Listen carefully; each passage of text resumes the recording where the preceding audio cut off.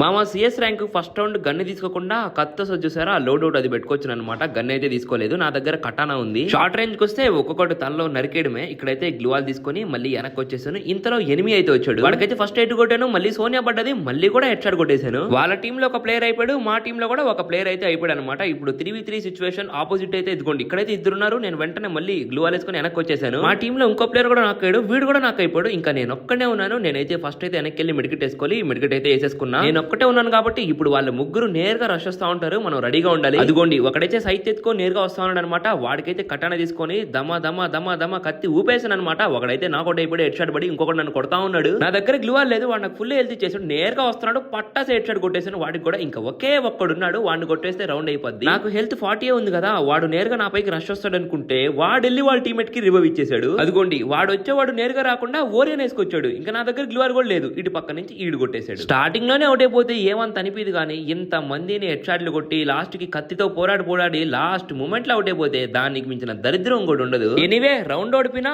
మీకు నా game play నచ్చినట్లయితే ఈ షార్ట్ వీడియోకి లైక్ చేసి మన ఛానల్ ని సబ్స్క్రైబ్ చేసుకోండి.